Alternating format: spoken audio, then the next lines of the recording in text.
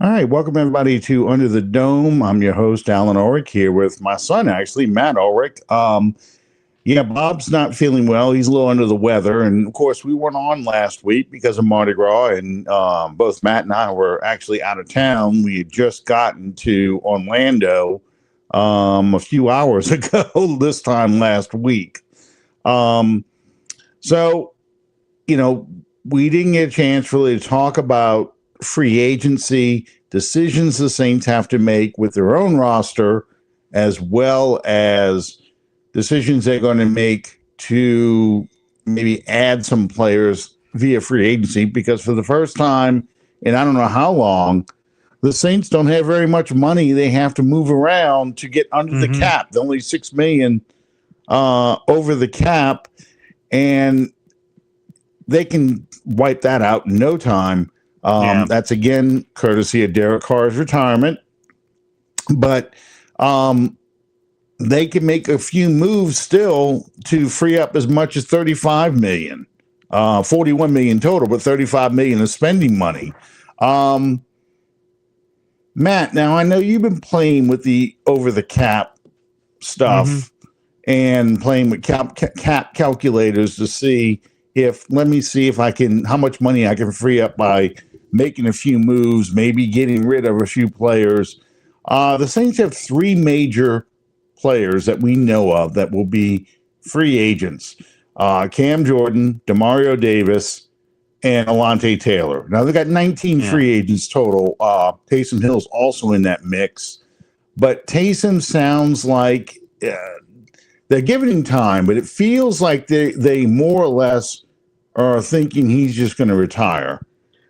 But Davis and Cam Jordan both have stated they want to come back.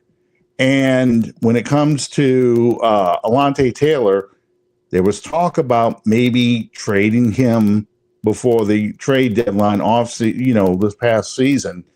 Do they keep Alante Taylor? Because that's the kind of stuff that's going to shape what they do in the draft, right?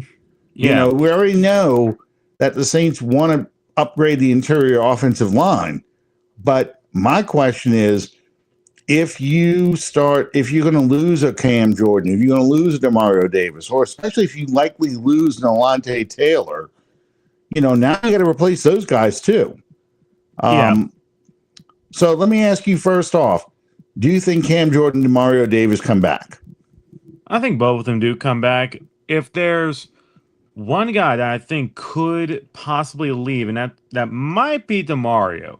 So the Saints have until March 10th, which is the second Monday of March. No, sorry. I'm sorry. That's not Monday. Tuesday. That's Tuesday. The second Tuesday of March to get their contracts done. So they have about 2 weeks. At that which point their contract's void and they'll be on the book, and they'll still be on the books. For Cam Jordan, he's $18 million, and for Demario, he's $14 million. Okay. And so you're looking at 32 million, roughly 32 million of dead money you'll be taking onto this year's cap. Yeah. And already Taysom's going to probably cost 11 million, because they're probably, if anything, they might give him a golden parachute contract. They'll tell him, hey, listen, maybe it's best for us to go different directions. We'll give you a golden parachute contract. If you want to play another year, that's fine. But we don't feel like it's with us. We want to move on. But I think the Saints can afford one of them to walk, which is between Cam and and Demario. But if the Saints let both of them go, it really, really hinders what they can do in free agency. Yeah, that's more money that they need to try and find. More money they need to try and find. It's more money that they have to try and, find. Just pull out of thin air. While it could help them next year in 2027, the Saints, according to an NFL report, have to spend about $50 million this free agency period as part of the agreement, where they have to stay with their salary cap floor because they spent minimum for the past couple years, and now this is the year where not only will they spend big money, they kind of have to. Okay, so just so everybody understands, the Saints have to spend a minimum of $50 million this year, regardless if they are over the cap or not. Correct? Yes. Okay. So that sounds kind of contradictory. You got to spend money, but you have so many contracts you already have on the books that you're actually over the cap, but you still have to spend that money.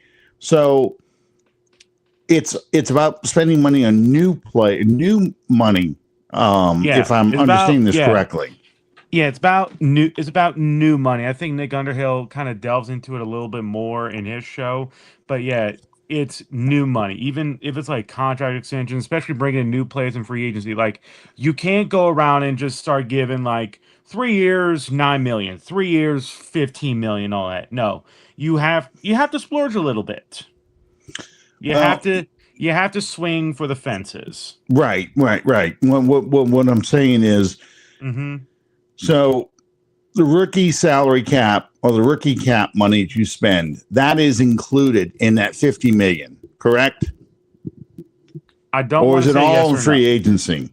I want to say it's more in free agency. I have to verify. I've just seen it kind of circulate around mostly on New Orleans football, so I'll have to double check that if it's something that if it's free agency or if the rookie salary is part of it. I think it's probably more free. I think it sounds like though it's more free agency.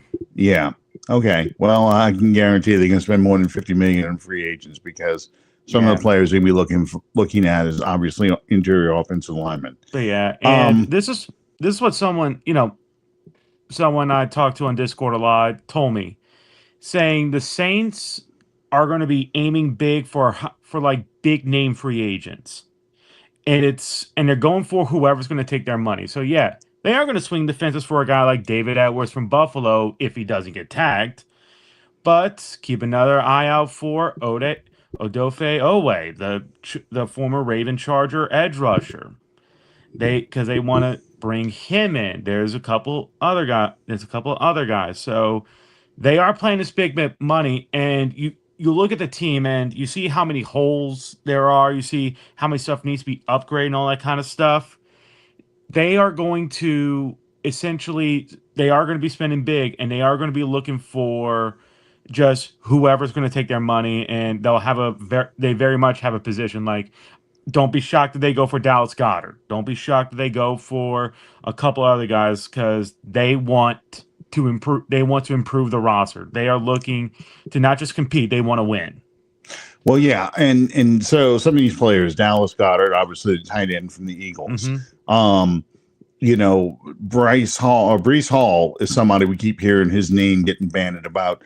Although I think I just read something that the Jets are talking about tagging him with a franchise tag. So yeah, of course, combine this week. So there's a lot of GMs there. Jets GM said we either going to give him a long-term deal or we're tagging him if we can't come up with something. So you might as well cross his name off the free agency list unless you're preparing to pay a hefty price for him. Well, yeah, if they tag him, you have to give up first-round picks. Yep. Meanwhile, we did find out that Kenneth Walker is not going to be tagged by the Seattle Seahawks. Now, it's a Super Bowl MVP running back. So, if Breece Hall is off the books, maybe it's a guy like Kenneth Walker that they go after. The Seahawks have a lot of free agents. Kenneth Walker is one of them. Of course, Rashid Shaheed is another. There's several players you could target from that team. Detroit Lions have a lot of players that that are going to be free agents. They're not going to be able to pay them all. This is one of the things that Dan Campbell talked about after last year's playoff loss, 2024's playoff loss, that it's hard to keep this team together. That window is only open for so long. And then you have to start paying guys and you have to start making decisions. The Saints seem to be entering that window now. because thanks to Tyler Shuck's rookie deal, you now have a cheap rookie contract for your quarterback that's not tying up your money. Not Calvin. I'm sorry. There was a comment earlier, and I just lost it about trading Carr now. Carr's got to decide he wants to come back and play before you can trade him. I mean, Yeah. it's not going to. He's not costing you anything right now, so he's retired. But if he decides he wants to come back, you trade him for a draft pick. So yeah, he has not. He has kind of hinted that he wants to go to a playoff team. I got news for you, Derek. There aren't that many playoff teams that can be interested in you as a starter. Yeah, you probably got. There we go. You got one team. I knew it was one of them. Yeah, it was Jerry. Derek. I'm sorry. Unless you're going to try and go to say Indy to compete, if they can't keep Daniel Jones for some reason, or Minnesota maybe. As you can go fight JJ McCarthy, there's not a whole heck of a lot of playoff caliber teams that can be interested in you. Yeah, because this thing, playoff caliber teams, chances are they got their quarterback. That's usually how you know you're going to the playoffs. So you got your quarterback situation straightened out. I mean, the Cardinals are a mess. He's not. No one is beating down the doors to go to the Arizona Cardinals right now. Okay. So let's say, for the sake of argument, that they lose either DeMario or Cam Jordan. I don't think they will. I think they keep both. I think Alontae Taylor, of those three players, I think Alontae Taylor is most likely going to be someone who's going to walk, simply because we let I just lost his name because I said Alontae Taylor. The kid who Quincy Riley took his place. Oh, yeah. Not yet. No. The starter from last year at the other cornerback position. Paulson Adebo. Oh, Adebo. Okay. Yeah. Adebo, we let him walk last year rather than pay him. So it's very possible they let Alontae Taylor walk. Yeah. So how do we free up more money? Well, let's look at the big contracts on the team. Chase Young got a $20.5 million cap hit in 2026. You could probably free up about $10.5 to $10.9 million if you restructure that deal. Alvin Kamara, $18.5 million cap hit that you could free up $8.2 million, possibly by extending him a couple more years. Carl Granderson, $18 million cap hit this year. Just like Alvin Kamara, you could probably free up about $8.5 million by restructuring his deal. Eric McCoy, a $17.6 million cap hit this year. You could restructure that and get $6.9 million freed up. And the last one is the most controversial. Cesar Ruiz has a $14.2 million cap hit. You can extend him and free up about $6.2 million. I know you've been playing with that particular contract because you want to get rid of his ass. You're tired of him. So you're ready to move on. What kind of cap hit do we take if we just try and make him like a June 1st cut? So if the Saints decide to cut him post June 1st, like they don't initially touch his contract, and they designate him as a post June 1st, or they wait after the draft and everything, once they got more players in, he would be a dead money for this season initially, $4.6 million, and it would save $9.5 million towards a cap. And of course, they would have some sort of dead money that they'll need to carry over to next season. I think looks like it's going to be about. Oh, wait, so yeah, if they cut him, they would actually save about $6 million and carry $4 million.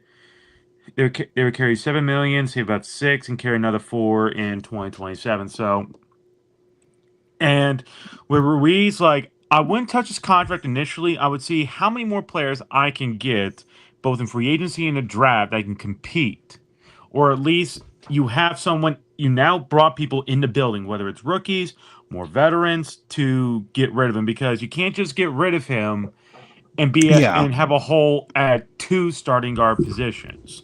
You don't want to do that. That's a bad. If you're able to at least just get one player, let's say it's Isaac Suomalo. You bring in Isaac Suomalo on a solid deal, but in the draft, you're able to improve your skill position players, but you can't get another offensive lineman until the fifth round.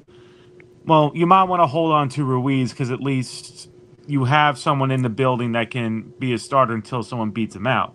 However, let's say free agency turns out to be very plentiful. You get Sulamalo, you bring in you bring in John Simpson from the Jets too in free agency. He waited a little bit, and you were able to get him for a discount because he misplayed his hand. But then in the draft, you get him in the fourth round, and you land a guy like Caitlin Rutledge from Georgia. Well, now you got three new guards that can compete. You got two possible starters, plus a rookie that could compete one of these guys. So now you're looking at Ruiz and you're going, you're a little more expendable this time. We're going to keep you until June 1st, and then we're going to process your release. Well, yeah, they don't. They generally don't actually wait until June 1st to make that. They designate you a June 1st cut, then they go ahead and cut you when they make that decision. Now, let's just say, for the sake of argument, that they bring in, they do get a couple of guards. One of the guards that you mentioned, Selamalo, he is from the Steelers. A guard that I keep seeing his name pop up is Zion Johnson from the Chargers, because he worked with Kellen Moore. He worked with Brandon Staley when they were both there in Los Angeles. So if you bring him in, say, as your left guard, and you're able to draft somebody, and then you're able to bring in, let's say, that Jets player or somebody started caliber, but you're not going to end up breaking the bank on these guys. I mean, because like a Zion Johnson and Isaac Selamalo, one of those kind of guys, or Edwards from Buffalo Bills, you're probably paying a premium price for those guys. You're talking about having to spend $50 million. That's probably part of the money. That kind of money you're going to have to spend on that guy, because that's your impact. That's your big name free agent you brought in. You're upgrading the interior, your offensive line. You're bringing in big names like that, as well as possibly spending that kind of money on a running back, like if you were to pay a Kenneth Walker. All right. So Ruiz becomes expendable once you have bodies in the building, and you feel confident that those bodies can take his place. I don't think you can make that move to get rid of Ruiz, as bad as we think he is, until you have somebody in to replace the guy. Yeah. So you drop names on a couple of guards in the draft. Let's say, for the sake of argument, that the Saints don't need to get a running back, because Jeremiah Love is probably the top name on the board for a lot of Saints fans. If it's not Jeremiah Love, it's some kind of defensive lineman. Okay, you name dropped a couple of possible free agent guys. Who are they, and what kind of players are they? All right. So we're not talking about Max Crosby here. We're talking about guys that are legitimate free agents that probably won't be tagged. Yeah. So you got Odofe Owe from the Chargers. He was a former Raven, same draft class as one Peyton Turner.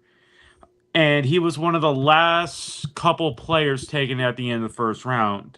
He started with the Ravens, but was traded in the middle of 2025 to the Chargers. And he's been a fine player. He in 2024 he had he had his first double digit sack season 10, and then with his first 5 games with Ravens weren't spectacular, but once he got to the Chargers, he picked things up and achieved 7.5 sacks. He's pretty solid in terms of, I'm going to go hit the quarterback. He's done very well with that. Solid pressures. He's a pretty fine rotational edge rusher, good size. Um, he's one of the. I think he's definitely going to get quite a bit of money because, again, young guy, probably some potential still to tap in there. He's going to be 27 years old. I think he'd be a really nice rotational piece, because the Saints they want to have a four-man rotation. They were trying to do that last year between Granderson, Young, Jordan, and Chris Rumpf.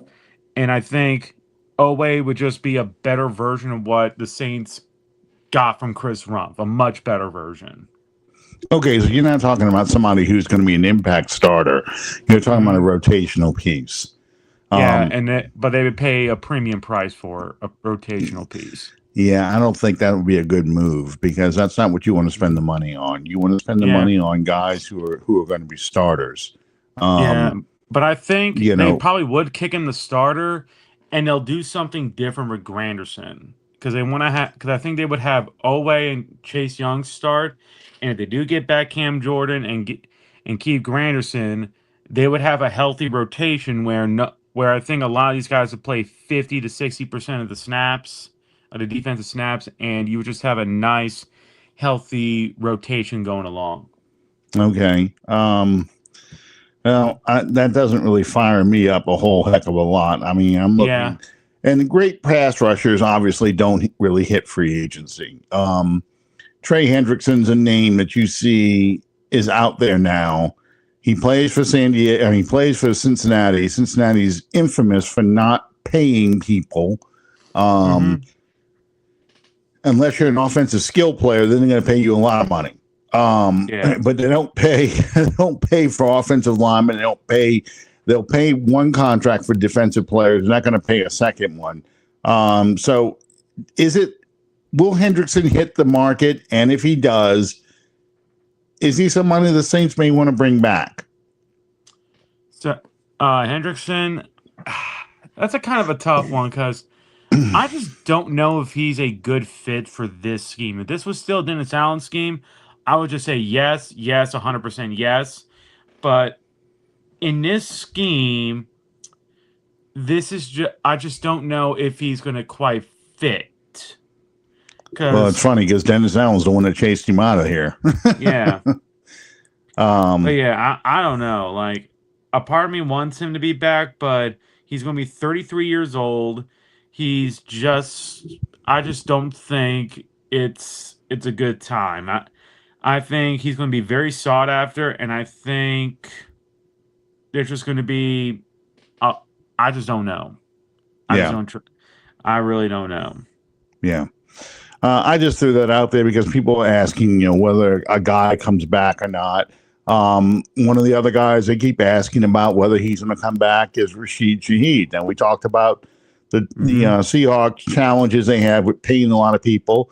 This is a team, of course, that has just won the Super Bowl. So now you're in a position where you're going to have to pay some of these players. Yeah. Um, they gave up a fourth and a fifth for Shaheed, and they have not signed him to a long term extension, which is unusual because normally when you make a trade like that for a player, you do want to go ahead and sign a contract because it's not a 1 year rental. You don't give up two day three picks for a 1 year rental. Um, is it possible the Saints bring back Rashid Shaheed? Because to me, if they do, that's like grand theft auto there. You stole picks and for a rental, and you got the rental back. Yeah. Or I does he think it's fit? po- I think it's possible, but personally, I don't want Shaheed back. I think my problem with Shaheed is that when he was out there, I felt like he took away many of the deep shots that Olave could run.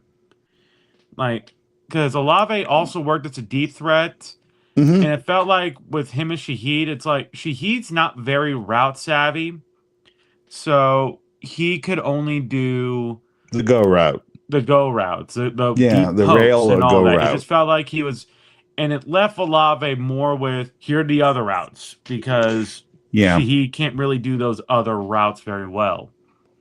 And with she and unless they're willing to give him more capability, more returning role, and then just kind of scale back on the offensive snaps, I really don't see a reason why we should bring him back.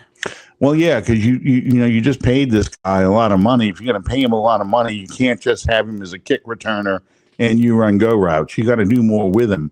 So I get that, and I don't think that's going to really solve the Saints' problems because what they really need are physical receivers. They need big possession receivers, which takes us to free agency and the draft. Are there any receivers who will be in free agency that the Saints could use to fill that role? Alex Pierce is one name I saw a lot from the Indianapolis Colts. Are there any other receivers out there that we should probably take a look at in free agency? And we'll talk about the draft right after that. Yeah. And it's actually Alec Pierce's teammate, Michael Pittman, because a lot of stories are coming out that the Colts do not want to let Alec Pierce test free agency, and they're prepared to give him a contract. And one player that could definitely be expendable is Michael Pittman. He's got 1 year left on his contract. He's $29 million against the cap for the Colts. They cut him. They saved $24 million. So there's a lot of incentive for them to cut him if they don't get a good trade, if they don't get any sort of trade offer. He is a little bigger, about 6'4", weighing 225 pounds. He's had pretty good production, consistent 750-yard receiver. Touchdowns been kind of all over the place. He's pretty much a very solid receiver. I think if and when he becomes available, I like him. I know the Saints are really interested in him and are curious, and I think they're constantly talking to the Colts in Indianapolis, asking them, hey, let's talk about Michael Pittman. What are you looking for? Are you leaning more towards releasing him or trading him? Like, that's the name to keep an eye on. And of course, the other man to really look out for, Jawan Jennings from San Francisco. Yeah, it's another guy from the Super Bowl, a Super Bowl winning team. I'm sorry, not a Super Bowl winning team, but a Super Bowl team. Sorry. Yeah, but yeah, those are the two guys I'm really looking at. Pittman and Jennings. I think both would be nice, and I think they are keeping an eye on Calvin Austin from the Steelers. Small guy, speedy, but he can return, and I think you get him for an okay contract, and while it wouldn't excite the receiving game, it would really excite the special teams aspect, which the Saints are very much looking to improve that aspect. Yeah, the special teams are awful. You don't have a good returner. You don't have a good kicker. You don't have a good punter. I mean, the kicker at least can function, but the punter, the return game, all that needs work. Needs a lot of work. Okay, so then that brings us to the draft.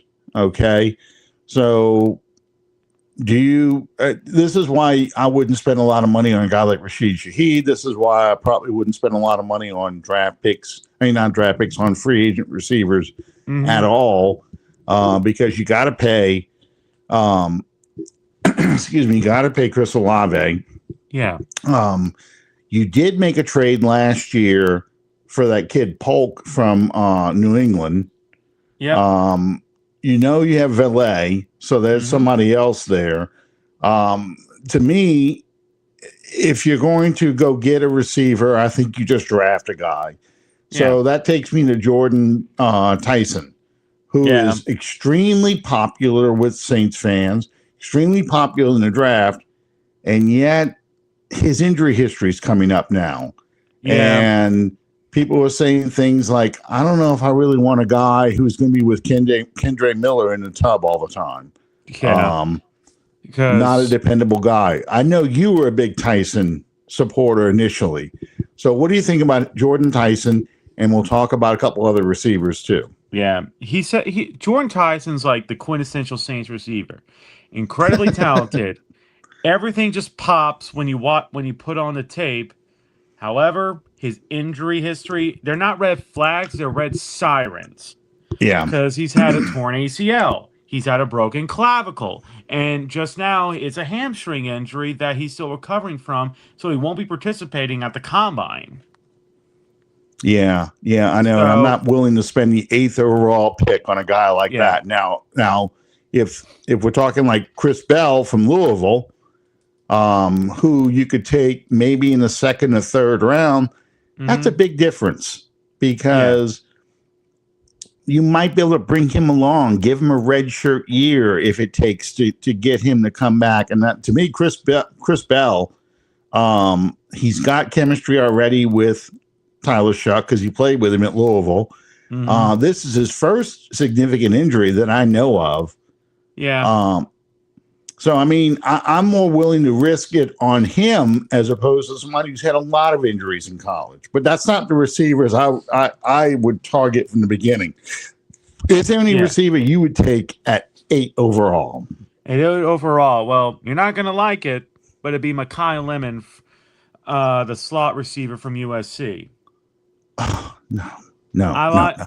Yeah, I that's all like right. I Makai Lemon a understand. lot because I understand. I think he's first of all, I know he's more strict slot, but he can line up outside. I'm curious what his official measurements are going to be going in. If he sticks at his ESPN card measurements of 5'11", weighing 193, I think that's perfect. You know, I know you want him to be a little bigger, but I Yeah, think but that's a good weight I want build. him Maybe you about can 6 inches bigger, but that's what she said. yeah. Oh, But yeah, he's a really good slot receiver. He's good at stuff over the middle. Some people kind of critique his speed because he's a lot quicker than he is fast. I think his speed's fine. I think he's got a great route package. He knows how to separate fairly well, but more importantly, he knows how to catch a football. If yeah, you if you're looking for a receiver, the first thing you want to know is how well can he catch that football? You know, from the contested to the wide open, how well can he catch it? Because, the speed, separation, route running, to me, though, to me, those can be kind of like window dressing because, yeah, you know how to separate from defender well. You got great release packages, but when that ball's coming to you, and it hits you right in the breadbasket, are you going to reel it in, or is it going to hit the ground and all your work you just did to get open went to waste because you couldn't reel it in? yeah. Here's the thing, and I'm going to talk about your pre-draft crush in a second. Mm-hmm. But the guy, when Michael Thomas came into the league, and I'm watching him in practice and I'm watching him in preseason, the first thing I noticed about that man was he was snatching the ball out of the air. Yeah. Um, that's something I did not see many receivers do. And I'm going back a ways. Yeah. A lot of them catch it with their bodies. A lot of them, they'll use their hands and stuff and catch with their hands, but it's more or less it's catch and then cradle. Thomas snatched it out of the air. I mean, that ball's coming in high and hot, and he's just like whip, grabs it and brings it to himself. Mm-hmm. And to me, that's the kind of receiver they need. That's how you have the contested catch guy, because Yeah. here's a defensive back thinks he's going to make a play on the ball and try and jump the route.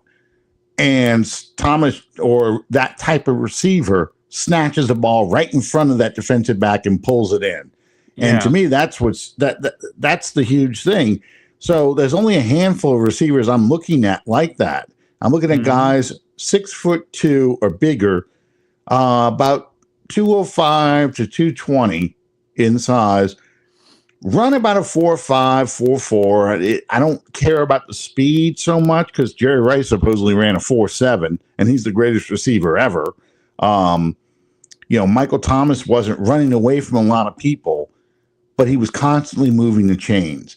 And that's what you need, especially now that you know you've got a quarterback like a Tyler Shuck, who's going to put that ball in a position for you to make the catch, and shield the defender from the ball and give you the opportunity to make yards after the catch. You need a receiver who can snatch that ball out the air. So that brings me to your guy from the national championship team, the Indiana Hoosiers, number Mm-hmm. 13, just like Michael Thomas, Surratt. Yeah. Do you think he is that kind of receiver? I think so because one of his bread and butter specialties were the back shoulder throws. And to really ace back shoulder catches, not only do you have to be able to disguise yourself to where you turn your hips at the right time. You got to be able to snatch that football because that defender, as soon as he sees that your hips are about to turn to go to play for that ball, he's going to have that arm ready. And you need to not only be able to snatch it, you got to be able to hold on to it while also keeping your balance. Yeah. I think you can definitely get him in the second round. His teammate Omar Cooper is now getting even more hype because they're watching Yeah, I him. see that. And they're looking at him. They're going, "This kid might be something else." He's a little smaller. His reported stature is 6 feet 205, but he's definitely got some special in him. He is probably gonna. I think he's probably gonna be. I think now with Tyson's injury history, there's a good chance Cooper is the third receiver taken out of this draft. Like, if he posts a great combine where he shows his speed and he shows his hands ability, there's a good chance he goes top 15.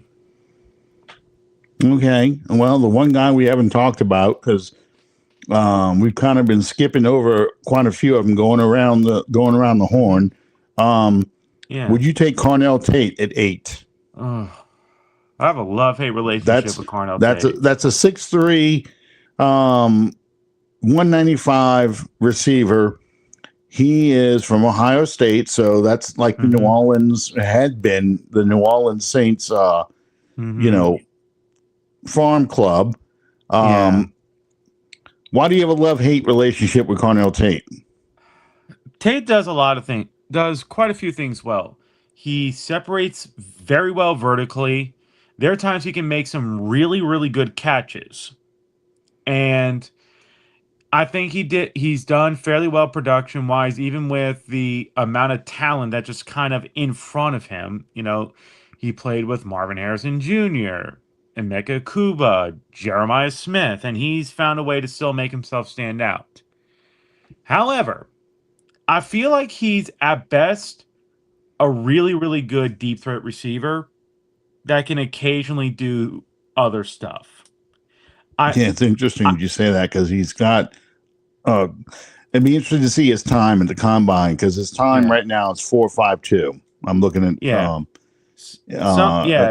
Draft Buzz. Yeah, that's his projected one. Of course, receivers are running Saturday. I hope he runs out because a lot of people have questioned his long speed because they think he runs a little slow, and because most of his damage that he does is through post routes and go routes. He does very well attacking teams deep. And I've seen some pro comparisons to Chris Olave, and I'm like, I don't know if I want two Chris Olaves. Yeah, some no, people might. I And he's not. I don't think he's capable of being an X receiver, mostly because of his frame. 6'3" is fine if it stands, but 195. Well, it's 195. Yeah. Yeah, you want to add another 10 pounds at minimum, maybe 15. You want to hit at your height. You want to be like 210, and I don't do pro comps often because I hate it. I stink at him, but I said his ceiling is closer to Alec Pierce, and his floor is closer to Robert Meacham. Yeah. And it's going to depend, and it's going to be heavily dependent on can he do more than just be a really good deep threat, separating vertically. Well, okay. So let's look at possible X receivers, guys that are say 6'4", 6'3", guys who are more close to if you want to stick with pro comps. A guy like like a Marcus Colston, somebody about that size. So we're going to. I can't believe this is his son because he just played. I mean, he played in your lifetime, kiddo. Yeah, Denzel Boston Jr. Denzel Boston, David Boston's son. Yeah, from Washington. He's 6'4", 209, runs a 4.52, same as Cornell Tate. But he's got a little more of the weight and a couple more inches on him. I don't think he's a first round pick, but he's possibly a guy who goes in top of the second round, Yeah. mainly because of his name, Yeah. and his size. Yeah, yeah, his size is definitely something. He's a projected 6'4", 210, and again, I think by this time next week, you're going to get more of the official sizes, and you'll be able to build your prototype who fits your prototype list. Some people are worried about speed and separation, but honestly, again, if you can catch a football, I don't care if they're glued to your hip. If you find a way to catch a football, you're going to be fine. Okay. How about Chris Brazell with going to the SEC now? Chris Brazell from the Tennessee, not Tennessee Tuxedos, but Tennessee Tennessee Volunteers. Volunteers. Yeah, so Brazil is interesting because he wasn't originally from Tennessee, didn't grow up in that spread vert system. He originally started at Tulane and then transferred. Yeah, So that's he why it so says he has a kind little of a more local diverse tie. route tree. In 2024, he kind of disappeared because I think he was hurt or something. But 2025, he was uh he very much exploded. His best game was going against Georgia, where he had 177 yards and three TDs against them. Mm-hmm. He's got really good speed. He's very lanky. He's kind of bit like he's a projected 6'5", weighing 200 pounds. Yeah, And his draft stock is going to it's going to vary very much on how you feel about the guy that got drafted last year in the third round, Justin Shorter, who was drafted by the Raiders, another Tennessee lanky long receiver. He's definitely, I don't think he's an X receiver. I think he's again another Z receiver, someone who is a field stretcher, can really punish you mm-hmm. with his speed and explosiveness. I just, again, I feel like if he can put on a few more pounds and be willing to get hit in the middle. Yeah.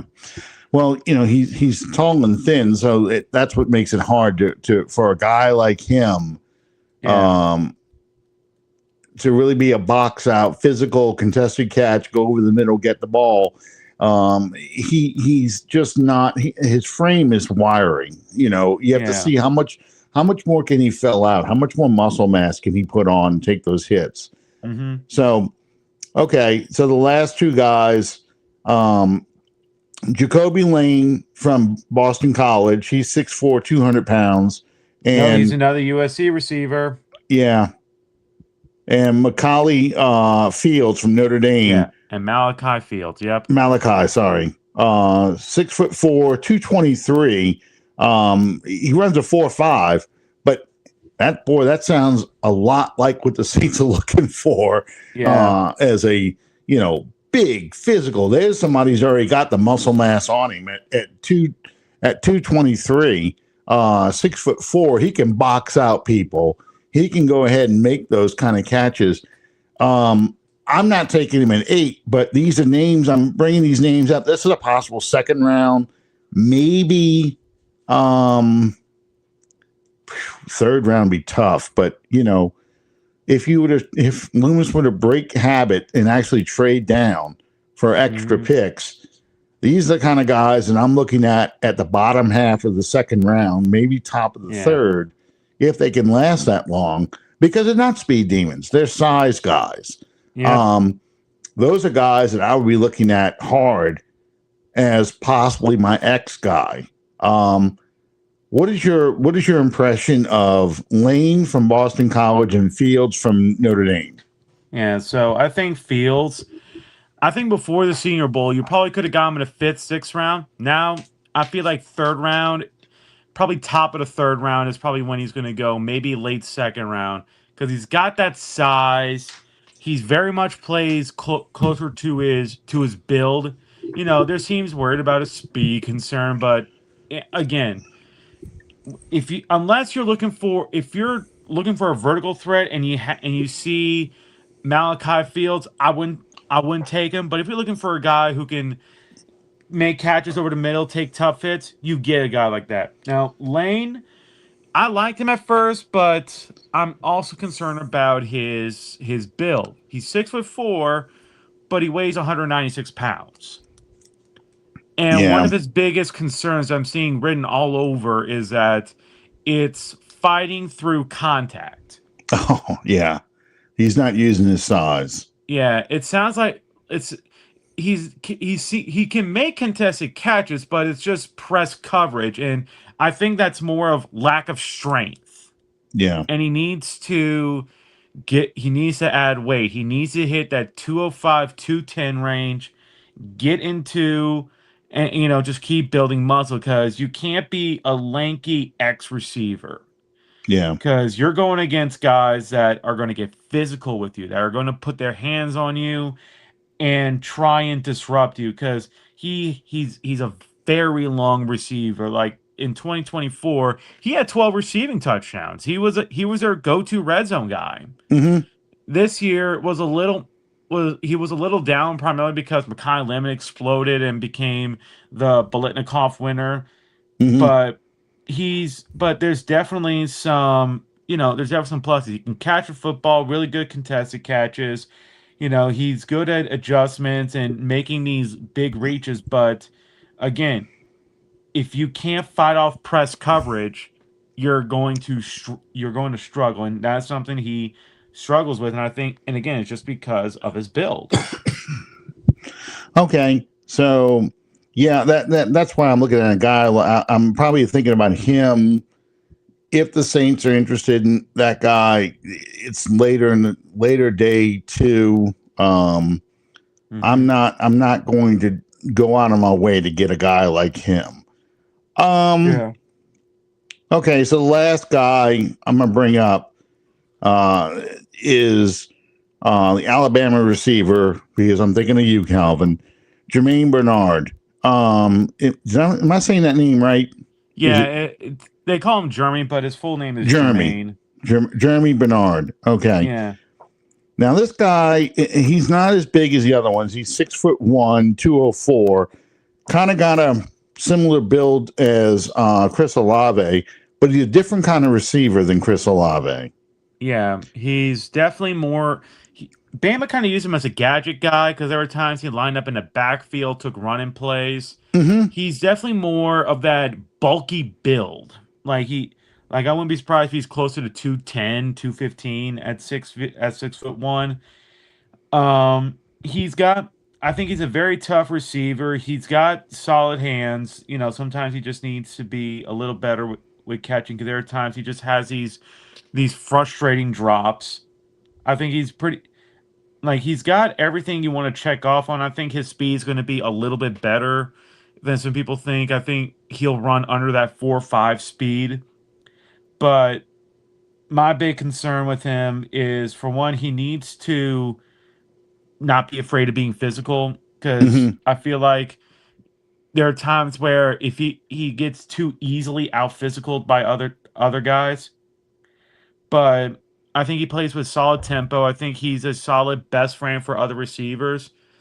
I don't think he's a bad receiver at all. I think he'd be a very solid depth piece. Okay. Yeah. So I'm just going through all the receivers, and there's going to be one I'm sure people are screaming at the monitor about. Hmm. This is the last one because I'm not worried about Antonio Williams. That's a 5'11" guy, but this is a 5'11" guy though with speed to burn. From Texas A&M, KC Concepcion. Hmm. Um, I was convinced he was the son of a football player. He's actually the son of a baseball player, but I knew the name. Um, is there any interest you think the Saints have in KC Concepcion? He's 5'11", 190 pounds. He runs a sub 4.4. I'm curious to see what his time's going to turn out this week in the combine. Yeah, he's he's very underrated because there are times I saw him make some really tough catches over the middle, um Yeah. even at his frame. There were just times where that quarterback, Marcel Reed, just threw a hospital ball, and you just saw him just withstand it, not just Mhm. take it, just withstand it. That's you know, Makai Lemon did the same thing, and Concepcion is pretty solid. I th- he's also got some return capabilities there because there were times they had him return punts, and he did some solid damage. I think his long speed is something left to be desired. Like I think he's explosive, but I think after 30 yards, they're gonna catch up to him. That's funny you just said that because this is the scouting report summary of him. Mm-hmm. The explosiveness is real and rare. Concepcion can threaten any blade of grass. My God, any blade of grass within 15 yards of the line of scrimmage. So there's inside your 30. Yeah. And has the ability to separate at the break point, gives quarterbacks an easy target on timing routes. His college production across two different programs and his versatility lining up both outside and in the slot speak to a player who understands how to get open regardless of scheme and alignment. His 2025 campaign showed growth, averaging 15.1 yards per catch compared to 8.7 the year prior, suggesting he has learned to complement his short area quickness with deeper route running. That adaptability combined with his return ability gives him multiple avenues to contribute from day one. The concerns are legitimate, workable. His frame and drop issues means he probably will not develop into a true alpha receiver who can win the toughest reps in contested situations, but not every offense needs that. Unfortunately, we do. Yeah. Concepcion reminds me of I don't almost like a Brandon Cooks kind of guy who Yeah. did go in the first round, but I think Cooks lacked it's not fair to say toughness because the guy got like several concussions and still got 1,000-yard seasons. But he wasn't that physical receiver. He was very much limited by his size. Whereas you would compare him to, say, what's that kid who just got released from Miami? Hill. Tyreek Hill. Tyreek Hill. Tyreek Hill has that physicality despite his size. And I think he's kind of a combination of the two. But I think Tyreek Hill has greater physicality and speed, whereas I think Concepcion is just a little bit smaller. But, I mean, I can see the Chiefs going for him. They're thinking they're getting a young Tyreek Hill again. Yeah. Yeah, it's funny, because as I'm looking through these receivers, the key word I'm looking for, and here's Surratt's scouting report. Surratt is listed as outside X receiver, which is exactly what the Saints need. Summary report is when you watch Surratt work, you see a receiver who understands exactly what he is and maximizes every tool in his arsenal. He's never going to be a guy who takes a slant 70 yards to the house or runs past coverage down the boundary. What he will do is catch everything thrown his way, find a soft spot in the zone, coverage on 3rd and 7, come down with the contested balls in the red zone when the quarterback needs a bailout option. That last part matters more than what people realize. 44 career receiving touchdowns, leading all active FBS receivers, tells you he knows how to finish drives. His 15 scores in 2025 alone, despite missing 2 games, shows a player who becomes even more dangerous inside the 20. Scheme fit matters here. Surratt belongs in an offense that emphasizes timing and precision, one that features back shoulder throws, dig routes, concepts designed to attack the middle of the field. His value spikes in the red zone with his body control, strong hands, and ability to box out defenders at the catch point, make him a go-to target when the real estate shrinks. My God, I could have written this scouting report as, this is what the Saints need at receiver. I swear.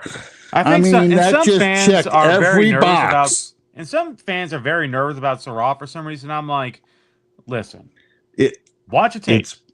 It's because you're thinking about speed and taking a guy taking the ball catching the ball 10 yards from the line of scrimmage and running the remaining 70 for a touchdown. Yeah. That's not what the Saints need in this situation. That's not what Michael Thomas did for you. Michael Thomas got you 100 and something receptions in the season and 9 touchdowns, but he got you first downs. Yeah. If you want to take away Chris Olave running routes up the middle and, just having more of those routes where he does a scissor route and all that, you want a guy that can essentially run routes over the middle. Be that guy that will take the punishment so he can run routes away from the hashes, away from the terrifying, hard-hitting safeties and making them have to play chase mode. That's what you look at Marcus Colston, Michael Thomas, Joe Horn, although Joe Horn had more speed than we talk about. Marcus Colston, I said already, but Eric Martin is another one.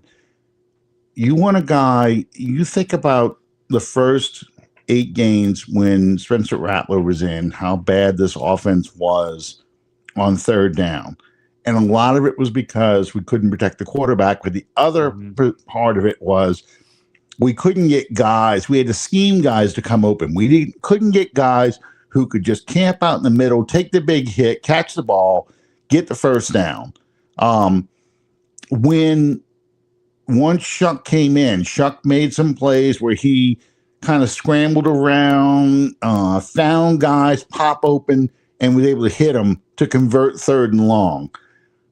What I want, though, is I want an offensive system. I want an offensive receiver that even if the play doesn't break down, he can go 1, 2, 3, boom, get rid of it. It's going to be a quick slant. I got a guy who is going to be able to fight his way for the first down. Okay. I think that's the kind of guy, and I'm not just saying Surratt, but I'm looking at guys like that who fit that description because I think the speed guys are behind us. Now, what about Vele? You got Vele out there. Why not just make Vele the X receiver?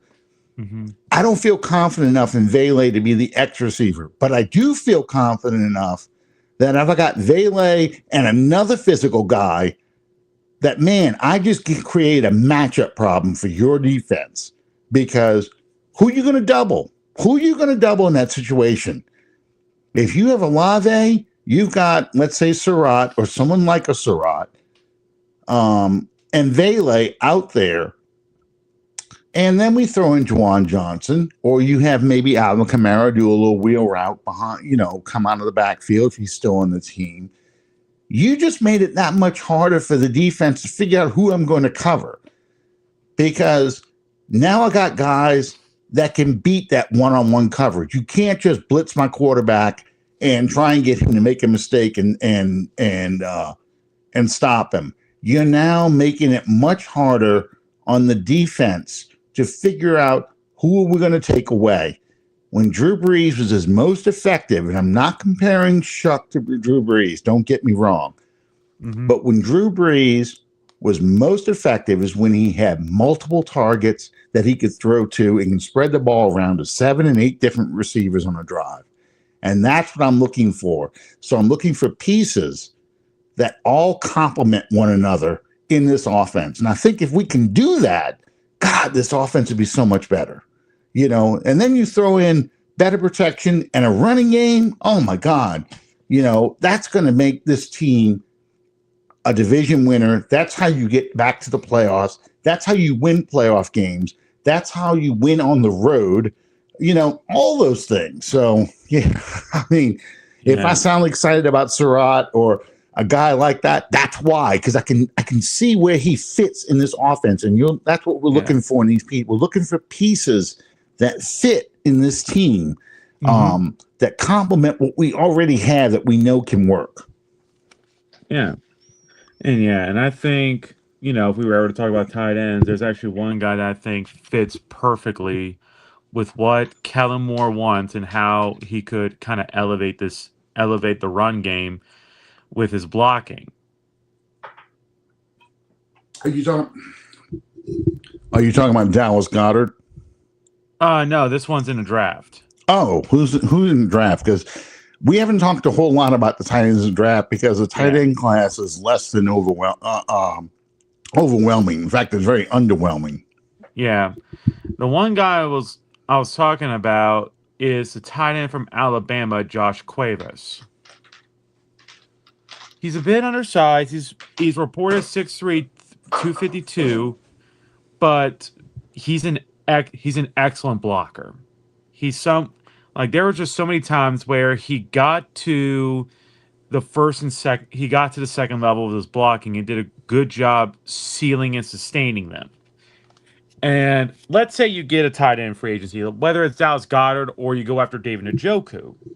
You already isn't have. Njoku going to be like re-signed or tagged or something ridiculous like No, that? they are letting they're letting his contract void. Oh, and they're going to owe money, won't they? The Browns going to have to pay him.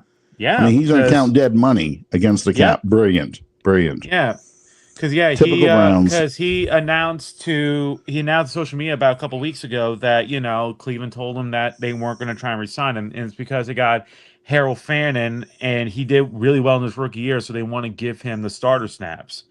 But I'm looking at Cuevas, but now you're looking at the 3 tight ends. So, and Taysom Hill is going to be gone. Yeah, and I agree with that. One thing I saw a lot of from what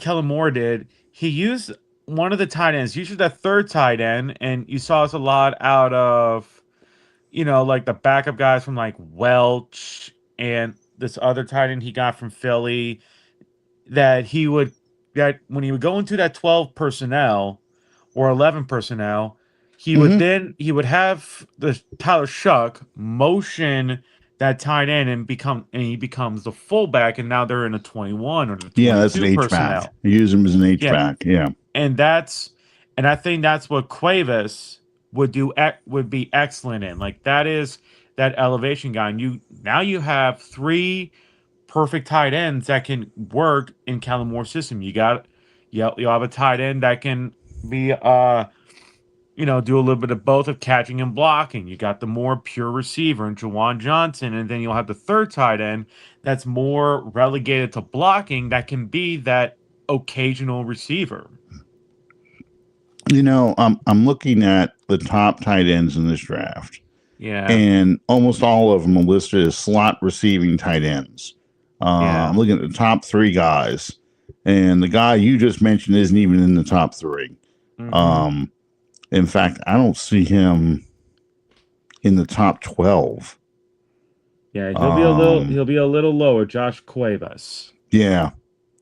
I mean, the top 3 are, I don't know if I'm saying this guy's name properly, but Kenyon Sadiq from Ohio, from Oregon. Sadiq. Yeah. Sadiq? Okay. Yeah, he's too small.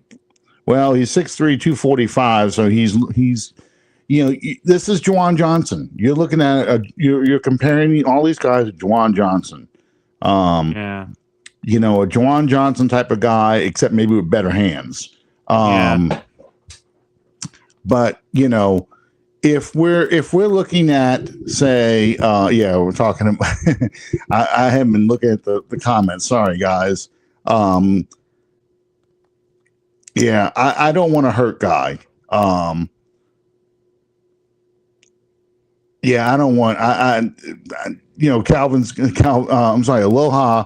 1683 says Olave is greater than Vele, greater than Polk / Palmer, and we haven't even talked about Trey Palmer. At wide receiver 3, Stone Cold Austin and Pettis on the bench. I don't think Austin and Pettis should even be on the team. I think they're practice squad guys that you pull back up when death comes through the locker room of the receiving corps. My only problem, I'm not talking about taking him in the first round. I am talking about taking a receiver in the second round. Dallas Goedert, of course, would be sweet. I don't know if we can get Dallas Goedert. Getting a tight end, an inline tight end who can block and can run receiving routes, that's what Dallas Goedert does. I don't see much available as far as those kind of guys. I see guys who are Juwan Johnson. They're pass receivers first. They can block, but they can only block if they get in the way. They're not going to be your run blocking, put a guy in the dirt kind of tight end. And I agree, Aloha. I think you need a tight end who can block. I think you need an inline tight end in this offense with Juwan Johnson as your slot tight end, a guy who kind of comes out, when you start out as maybe a 12 personnel, then he goes in motion. He's now 11. He's now the guy who's in the slot, and that's a good mismatch. The other two tight ends I see in here, Ohio State's Max Claire. Yeah. 6'5", 243, a 4'7" guy. And of course, your favorite tight end from Vanderbilt, Eli Stowers. Yeah. I joke about him, but he's pretty much Juwan Johnson 2.0. I'll say even worse than that, because Juwan at least has a desire to block. Stowers has no desire to block whatsoever. Yeah. Don't be shocked if he falls pretty far in the draft, because you can catch, but you need to be able to block. And if you're not willing to block, teams are not going to have any use for you. They're going to look at you and they go, well, you better be the best pass catcher out there. Otherwise, you're not going to be on my team for longer than a couple seasons. Well, yeah, and that's the challenge with all these guys. I mean, Stowers is a better receiver than Juwan Johnson, but he's a worse blocker. So, you've already paid Juwan Johnson. What would you get as an upgrade for him? You're not really getting an upgrade with that guy. Now, if you go get Dallas Goedert, you got an upgrade. Now you got somebody who can start. And that's the problem with a lot of these tight ends in this draft. There's a couple in there that catch my eye from the pure size standpoint, but they're more pure blockers. They're not going to be receivers. Okay, let's take Ole Miss for example. Daquan Wright. He's an inline multi-role tight end, but he's not going to be anything special. He is going to be a guy who can catch the ball for you, gonna be able to do, act as your tight end one if you wanted him to. But you got to really get him working on the blocking sled because of Lane Kiffin's kind of offense. Limited kind of route tree, not really a great receiver. What you get is you've got a guy who can probably play as your red zone threat, kind of box people out, but not a whole lot.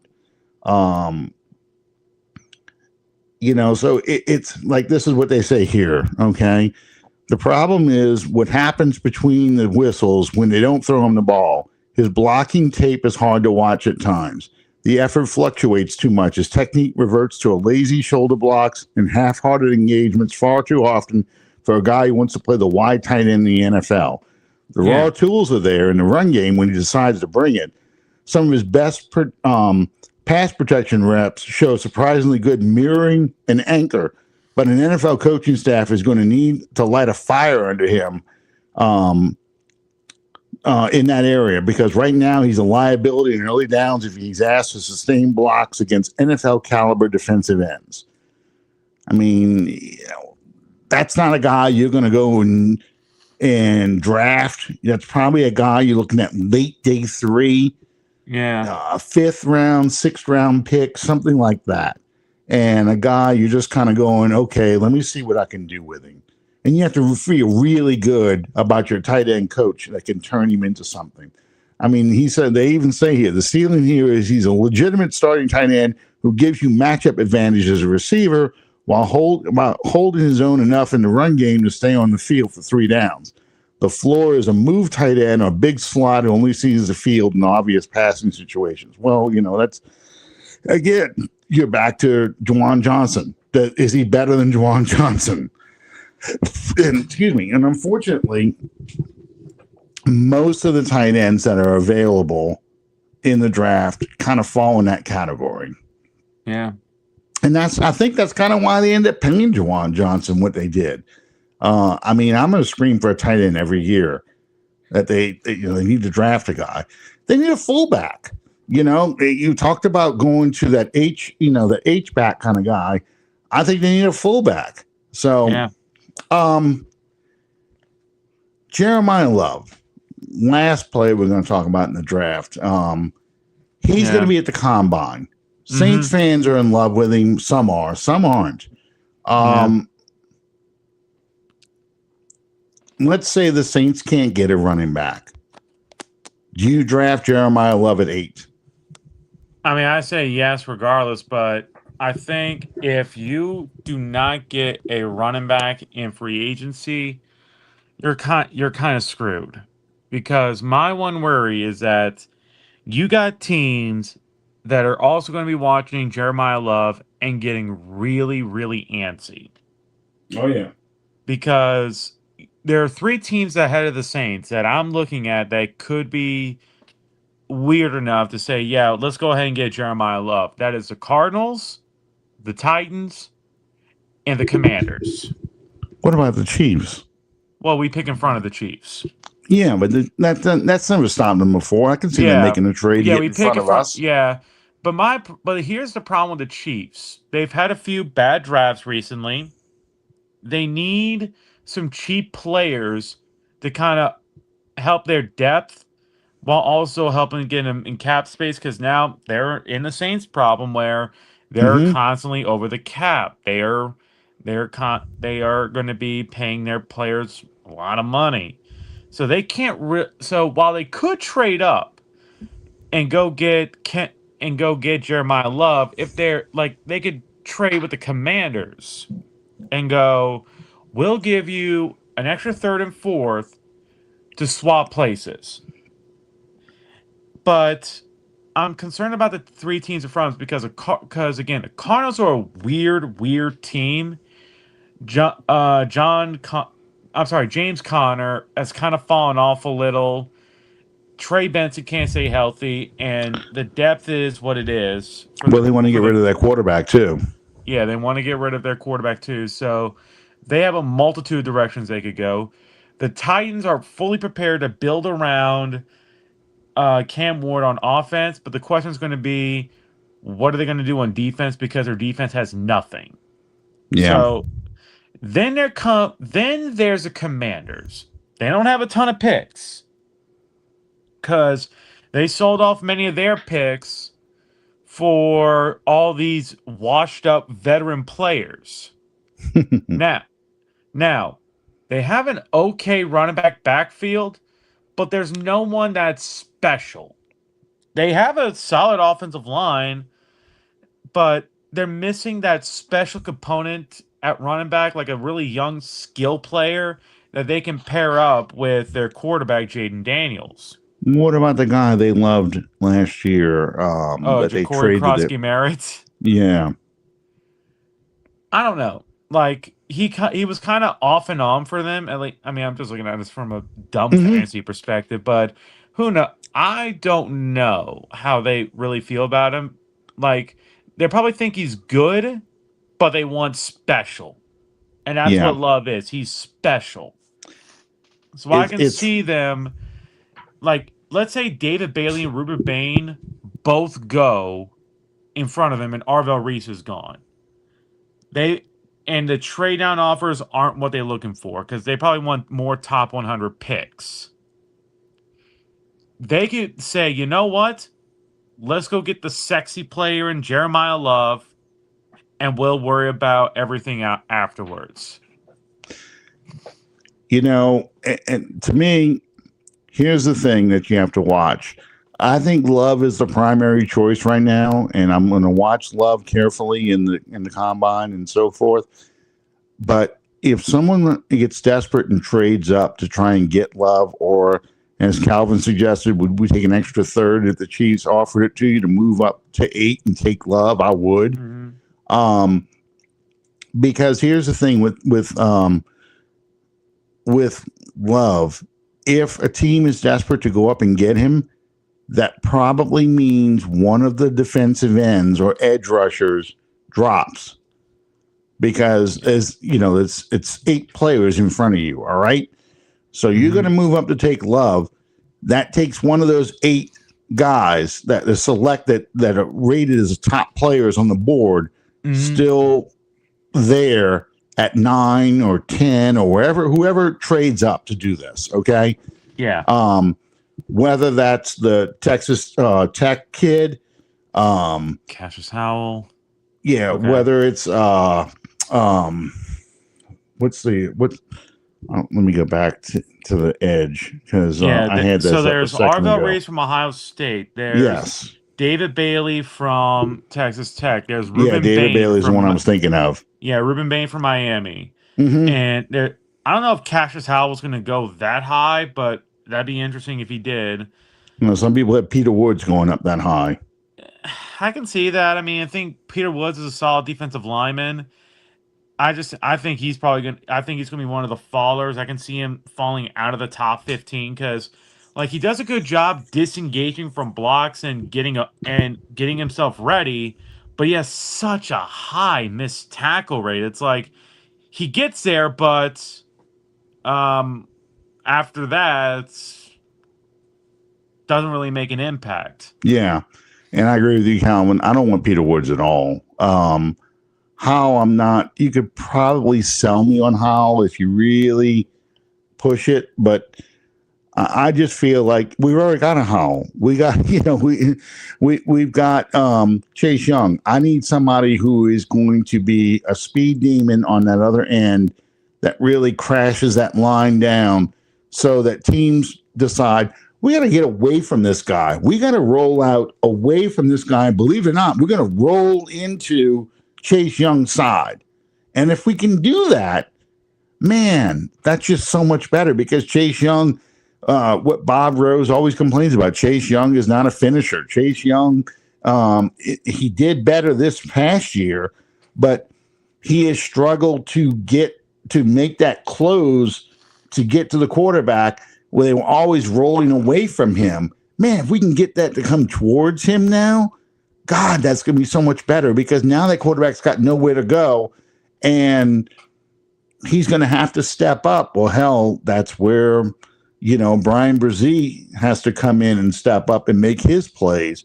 If you can do that, keep that guy in the pocket, can't make him, don't let him get out, you can make that defense so much better with just another edge rush on the outside. So as much as I want Love, I'm also well aware of David Bailey, Ruben Bain. They got Keldrick Falk from no. Auburn up there that high. I mean, I'm looking at this is I can't believe this is the updated list. It's going to get updated again after March 3rd. Yeah, they got Overton from Alabama at number 11 on this list. Zion Young from Missouri is in here. Could be nice. Second rounder. Yeah. Joshua Joseph from Tennessee. TJ Parker from Clemson. And TJ Parker. Yeah. Parker's going to find a way to slip back into the first round, because there's some really, really good moments from him. It's just that 2025 Clemson, like everyone just kind of fell apart, from Cade Klubnik to the receivers, the offensive linemen at times, and especially those defensive players. Like, they got all 3 of those defensive players that are in a draft, TJ Parker, Peter Woods, and what's his name? Averion Terrell, who is in fact AJ Terrell's younger brother. Like, all were considered to be top 5, top 10 players, but the 2025 campaign was so bad. Now they're more worried about, Peter Woods now looking like a guy taken after the 20th pick. TJ Parker is a guy who's got to find a way to rebuild his draft stock, and Terrell still being considered a first rounder, but somewhere in the late teens. You were talking about, and I left this up here from you, Calvin, about Bain. Bain, of course, is expected to be a top 5 pick. I think that championship game and the playoffs, actually, the college playoffs, really elevated his stock even higher than it was before. Of course. But I'm also looking at the other kid, the other edge rusher from Miami. Am I saying his name right? Mesidor? Yeah. Akeem Mesidor. He really had some moments in the playoffs. And I think that's kind of pushed him into the conversation as somebody who really made a name for himself. Not saying that he is at Bain's level, but if he gets put on the right kind of defense with the right pieces around him, he could be a guy that you could see a team like, I don't know, the Seahawks. I'm just throwing those guys out there, but somebody late in the bottom of the first round, the Seahawks, the Rams, a team like that who can say, you know what? I got somebody on one side, like a Jared Verse on one side. If I can put this guy next to on the other side of a Jared Verse, man, I got something here. I could do something with that. So I'm just throwing those things out there. I don't know who you talking about here. Calvin, does he get torched like his brother? Talking about Ivorion Terrell. Okay. Corner. Yeah. Yeah. Like AJ Terrell. Right. Calvin, you and I are alike when it comes to big fat nose tackles. That's the guy I want in the third round. I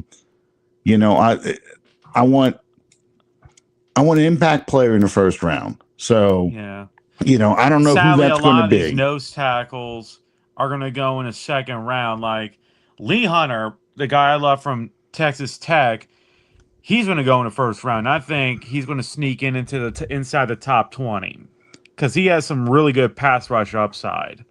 K. McDonald, I can see going late first, early second. There's Darnell Jackson from Florida State, another big guy, very long kid, and there's just times you just watch him manhandle some poor interior offensive linemen.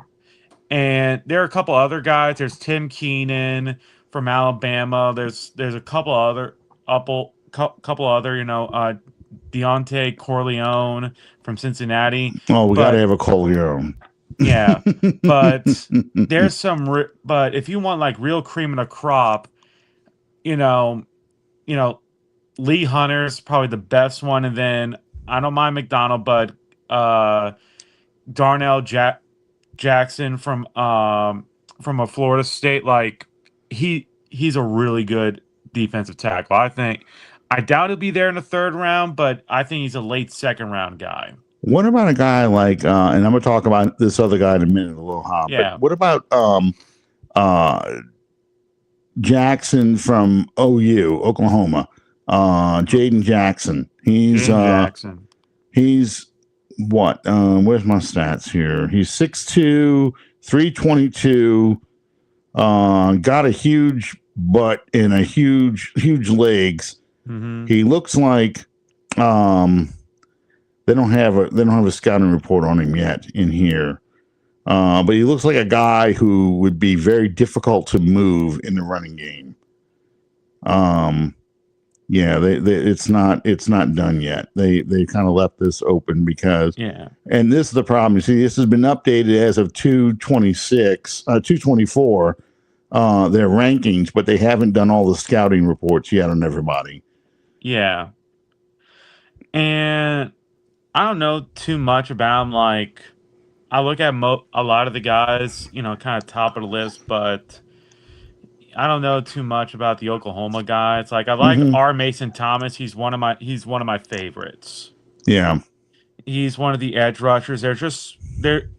He's a perfect tweener between a stand-up linebacker and an edge rusher. Like, he's the kind of guy where you can do stunts where he looks like he's going to pass rush, but he drops back in coverage and he's not a complete liability out there.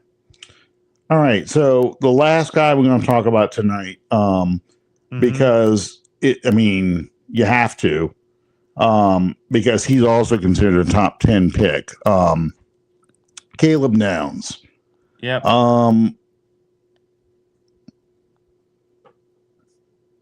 How do you see?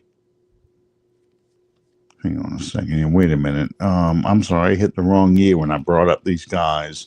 When I was talking about some of these other defensive players, because I was looking at 2027. This is 2026.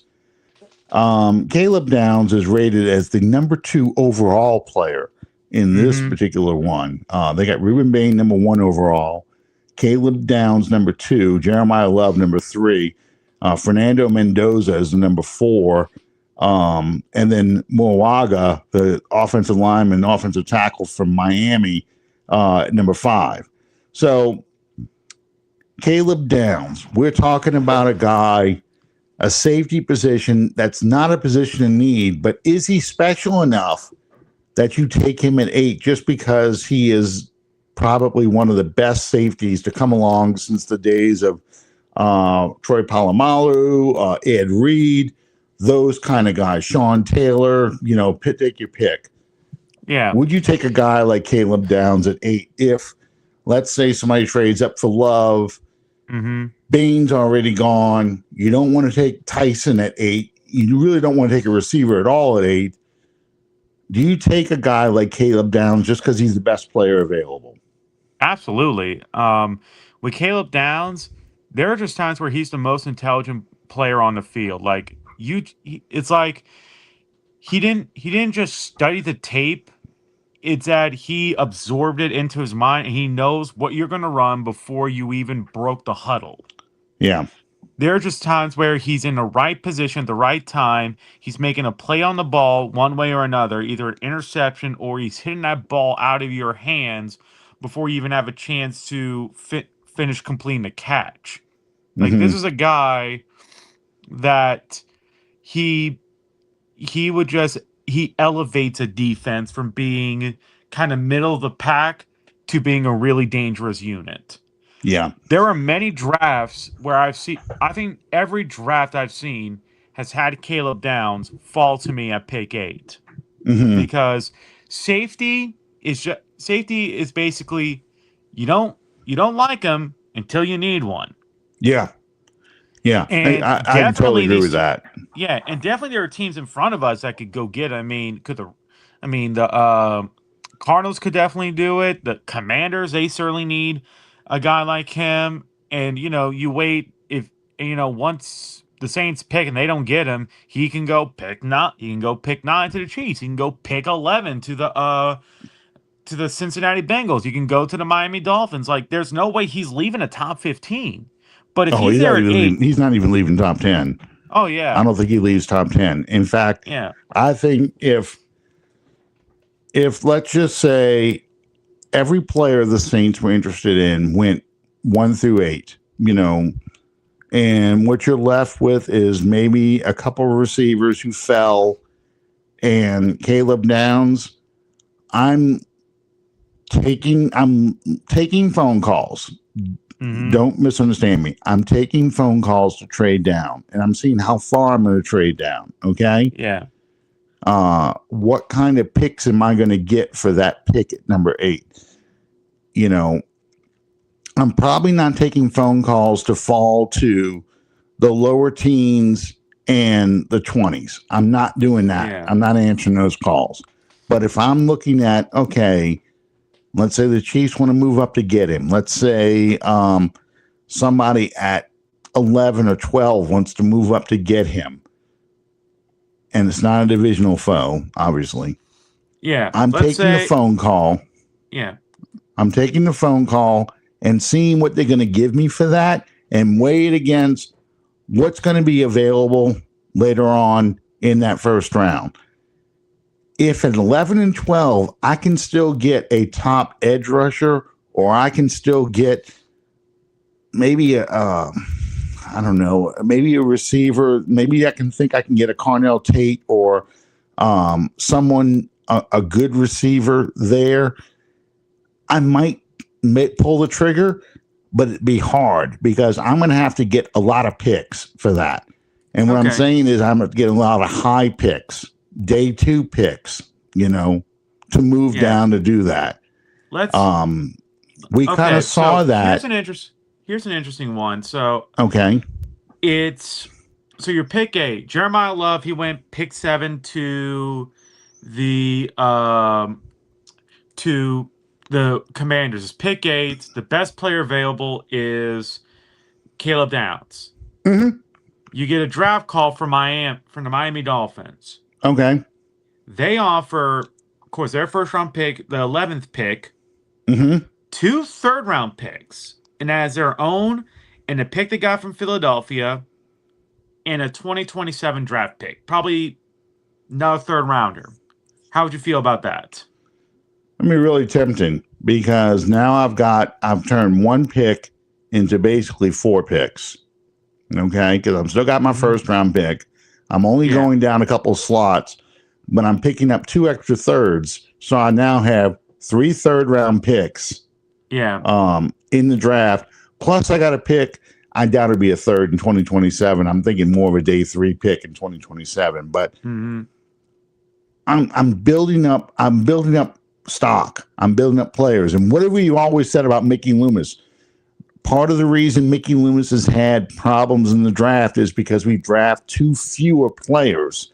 We need more picks to fill out the depth of your roster, not just starters, but guys that come in when the injury bug hits and you're not playing what we saw versus Atlanta, where you're playing guys that you just signed off the practice squad who've only been with the team for a couple of days, and they're playing in a regular season game. Or you're not signing scrubs, offensive linemen. You can now start stockpiling linemen. So when McCoy gets hurt again, we actually have a competent center in there. Or when we lose one of the guards, we have a competent guard in there. So it'd be hard for me to pass on these on a Caleb Downs. But Jets pick at 16. That's probably about as low as I'm going to go. But the Jets have a lot of picks that they can play with to move around, and they have a lot of needs. So, I'm listening to the conversations and weighing what I get for those guys. Because you don't need the quarterback. You're not locked into that. But Caleb Downs, man, you put Caleb Downs in with Sanker, with with Riley. That's what I meant to say. Quincy Riley. Okay. Because Reed now becomes depth, or he may not even make the team because you re-sign Blackham. But, if you got Sanker, Riley, Kool-Aid, and Downs, that's a hell of a secondary. Man, that can do some stuff for you. That would really help you out tremendously because you now are in a position, thanks to those moves, to have a solid secondary with Caleb Downs as your leader in the locker room and your leader on the field, who is calling out the defense. We're talking about what happens if you lose a Demario Davis? What happens if you lose a Cam Jordan who's seen it all and done it all? Man, Caleb Downs fits that mold. That's your next generation. That's your quarterback of the defense in your secondary. So it's hard to pass up on a guy like that. But I'm taking need ahead of Caleb Downs. But if I have to stick with best player available, he's the best player available. So, that's kind of where I go with this. Okay. And Aaron Glenn would love Downs. Aaron Glenn was a cornerback, so Aaron Glenn would love to get a hold of Downs. Yeah. But I feel like he's going to go with Arvell Reed. He might go with Bain or Arvell Reed at 2nd overall. He could, but then want to trade back up to go get Downs too and burn a lot of those picks he's got. Yeah. If the GM and owner will let him.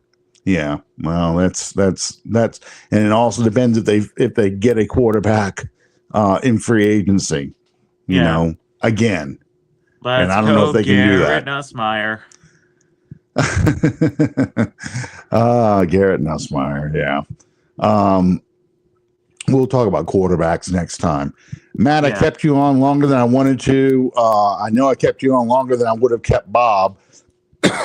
But I wanted to pick your brains because of the combine this weekend. Obviously, when Bob comes in next week, hopefully he's feeling better. We're going to talk a lot more about free agency and the draft. We're going to be talking about the draft a lot, seemingly every week as we get closer to the draft itself. Matt, where can they find you on social media? Because I know you were talking about you sometimes host I host a Twitter Spaces regularly on Wednesday nights, and about the draft and and it's basically Budrich17. Okay. All right. Yeah. Look for Budrich17 on Twitter or X.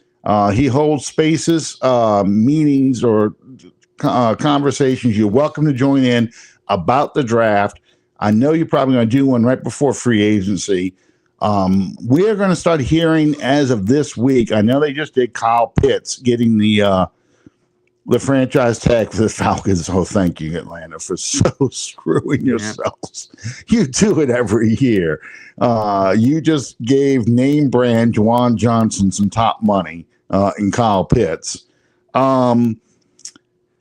You've got that. There'll be some more players. Brees Hall's another one we're talking about who's probably going to get named a franchise tag. They were going to do franchise tags up until free agency starts, but we're going to see a lot of that coming up this week. Saints moves with those three players we talked about. That all comes up. Tampering Day starts on March 9th, which is the the Monday after the NFL Combine. The NFL Combine goes into March 1st. It starts Thursday. So there's a lot of news coming up over the next couple of days. Guys, check the Combine out. What day is the receivers? Receivers are Saturday with the quarterbacks and running backs. Okay, so Saturday is the day to watch. There's no football on. There's no parades in New Orleans. You got no excuse not to watch. St. Patrick's Day is still a couple of weeks away. In the meantime, thank you, Matt, for filling in for Bob tonight. Thank all of you guys for joining in. I saw people popping in and out during the night. As always, we'll try and be on every week on Tuesday nights. I think I don't have anything going on until I leave to go to, you and I both leave to go to Canton to go see Drew Brees get inducted. But we should be here every Tuesday night. I'll let you know ahead of time if we're not. But thank you guys for joining us. And we'll see you next time on Under the Dome. Good night, everybody.